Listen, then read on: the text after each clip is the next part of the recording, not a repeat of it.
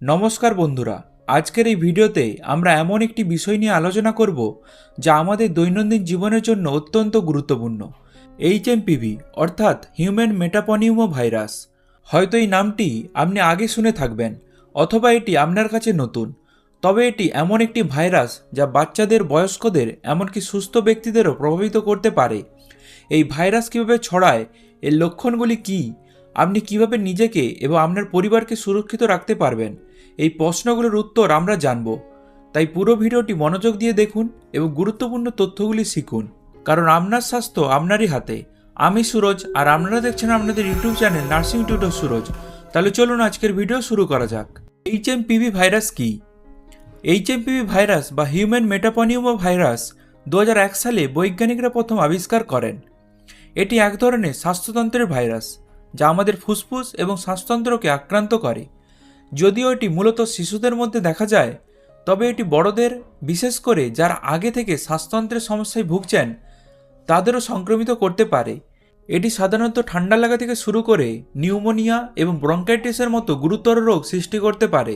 তাই এই ভাইরাসকে হালকাভাবে নেওয়া উচিত নয়। ভাইরাসটি কিভাবে ছড়ায়? এইচএমপিভি ভাইরাসটি একজন সংক্রমিত ব্যক্তির মাধ্যমে খুব সহজেই অন্যদের মধ্যে ছড়িয়ে পড়ে।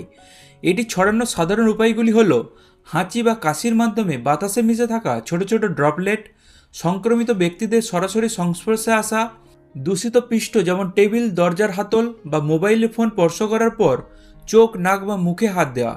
এই কারণে জনসঙ্গম স্থলে সাবধান থাকা এবং পরিচ্ছন্নতা বজায় রাখা অত্যন্ত গুরুত্বপূর্ণ। এইচএমপিভি ভাইরাসের লক্ষণসমূহ। এইচএমপিভি ভাইরাসে আক্রান্ত হলে যেই সব লক্ষণগুলি দেখা যায় তা সাধারণত ঠান্ডার মতো হতে পারে, তবে কিছু লক্ষণ গুরুতর আকার ধারণ করতে পারে। সাধারণ লক্ষণগুলি হল নাক দিয়ে জল পড়া বা সর্দি, শুকনো বা ভেজা কাশি, গলা ব্যথা, জ্বর বা শরীর গরম হয়ে যাওয়া, ক্লান্তি এবং দুর্বলতা। গুরুতর লক্ষণগুলির মধ্যে রয়েছে শ্বাস নিতে কষ্ট হওয়া, বুকের ভেতর চাপ অনুভব করা, বাচ্চাদের ক্ষেত্রে দ্রুত শ্বাস নেওয়া, বয়স্কদের মধ্যে ফুসফুসের সংক্রমণ বা নিউমোনিয়া। যদি এই ধরনের কোনো লক্ষণ দেখা দেয়, দেরি না করে চিকিৎসকের সঙ্গে পরামর্শ করুন। প্রতিরোধের উপায়। এইচএমপিভি ভাইরাস থেকে নিজেকে এবং পরিবারের সদস্যদের রক্ষা করার জন্য কিছু সাধারণ এবং কার্যকর পদ্ধতি মেনে চলুন। হাত ধোয়া। নিয়মিত সাবান এবং জল দিয়ে কমপক্ষে 20 সেকেন্ড ধরে হাত ধুয়ে নিন।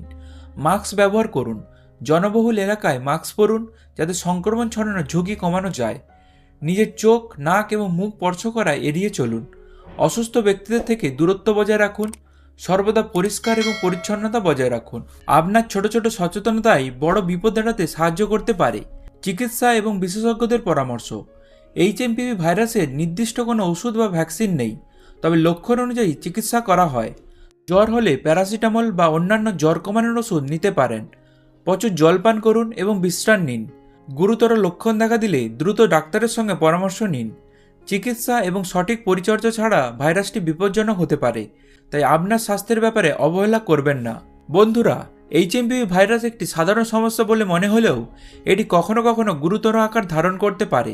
আপনার প্রত্যেকের দায়িত্ব নিজেকে এবং আপনার আশেপাশের মানুষদের সুরক্ষিত রাখা। আজ আমরা শিখলাম এই ভাইরাসটি সম্পর্কে, এই ছড়ানোর উপায়, লক্ষণ এবং কিভাবে প্রতিরোধ করা যায়।